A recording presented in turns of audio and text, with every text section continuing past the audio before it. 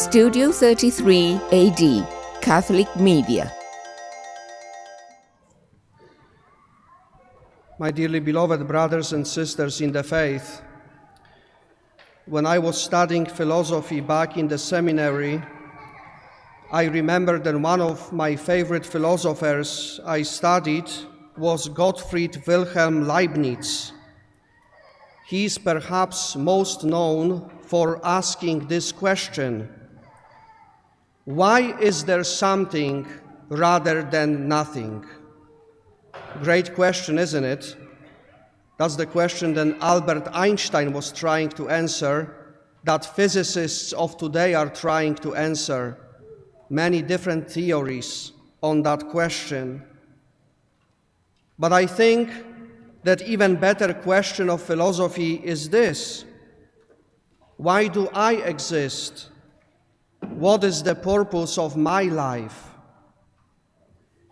I found the best answer to this question actually not in philosophy, but in one of the Polish poets that St. John Paul II loved to quote. His name is Cyprian Kamil Norwid, and he said this: man appears on this planet for one reason only, to give witness to the truth. And he goes on to say that man who seeks for the truth finds in Jesus Christ the best antidote to nihilism. Christ is capable to lead man from the kingdom of darkness into the kingdom of light. So what is the purpose of my life? Why do I exist? Let me list for you 5 very important words that we hear a lot today. And these words are health, wealth, power, beauty, and pleasure.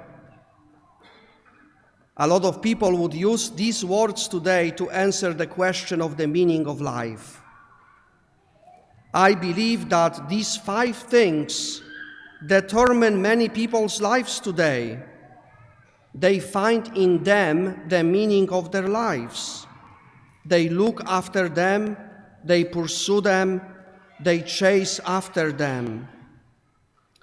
And all these things can surely make us happy, but not according to the one who designed and made all things out of nothing. Not according to the one who fashioned us for himself and made us his children. We were created for much more than health, wealth, power, beauty, and pleasure. You see, the fundamental problem in the spiritual life isn't that we want too much. It is that we want too little. It's paradoxical. It's not that we want too much, we want too little. Jesus in the Beatitudes uses the word makarios, that sometimes is translated happy. And he gives us the list of 8 Beatitudes. But the better translation is blessed, beatus in Latin. And I suppose that Jesus understands happiness a little bit different than many, maybe us and most people.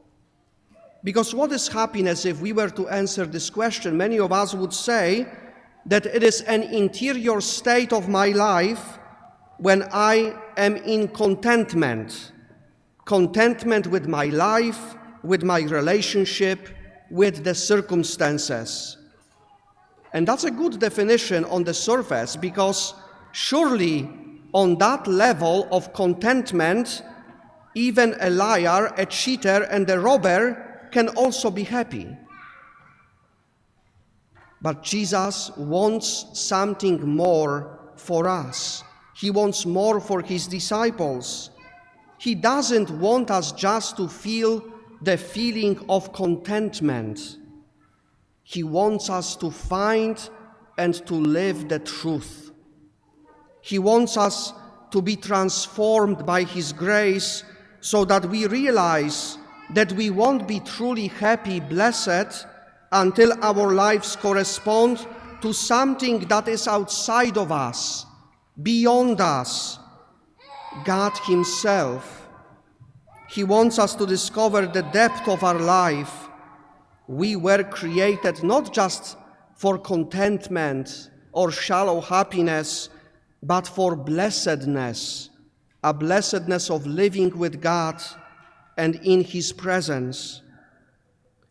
So we have this word blessed to describe the condition of contentment, which is happiness that exists in its full and proper nature only when it corresponds to the truth of God's love and God's law and God's plan for the human race. You see, the logic of the world is that health and wealth and beauty and power and pleasure are the key to a happy life. Most of our advertisements that we watch address these 5 things. Just pay attention next time you watch TV. But the logic of the Son of God is different. In the Beatitudes, Jesus lists the qualities of the person who in living them acquires the fullness of life. Now, Jesus, of course, doesn't say that health and wealth and power and beauty and pleasure are evil things and must be avoided at all costs. He doesn't say that. Please note that these 5 things are not in themselves wicked. They are not. They are not bad. They can be, in fact, extraordinary blessing, health and wealth, beauty and power and pleasure, when received as a gift, when used for benefit of others, when used for the glory of God. These things can be a marvelous blessing for myself personally and for the world. The problem is not that these things are wicked. The problem is that these 5 things so easily become idols and false gods for us. And instead of receiving them as a gift for the benefit of others and for the glory of God, we fall down and we worship them. They become false gods for us. And when that happens, the pursuit of these 5 things that people are willing to kill for can make life ridiculous, pitiful, and in the end, they can ruin a life. So what Jesus is telling me and you today is this: you want to live life to the fullest, you want to be truly blessed, then do not limit yourself to these things. They do not determine your blessedness. There is no time, of course, for me to go and comment on the Beatitudes today in this homily.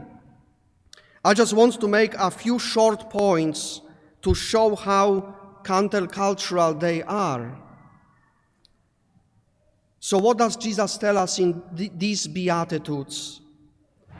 That in the world that is dominated by pleasure-seeking, Jesus insists that suffering can be redemptive. In a world that denies the very capacity to know the truth, Jesus insists that universal truths exist and we can know them, and that in knowing them, certain moral duties are laid upon us. In a world in which happiness is defined with money and power and its assertion, Jesus insists that happiness is found in the obedient submission of our talents and our will to the transcendent truth and love. In a world that treasures utility as the sole criterion to measure anybody's worth, Jesus insists that every human being possesses inherent dignity and value.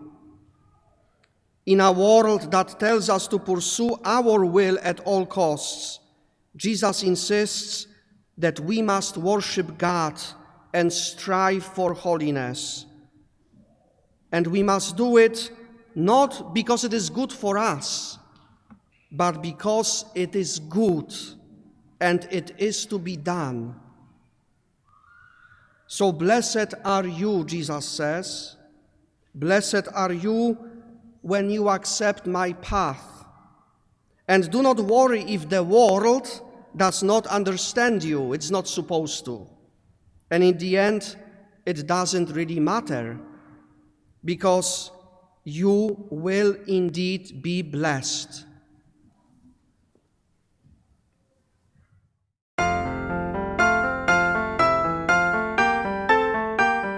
Studio 33 AD, Catholic Media.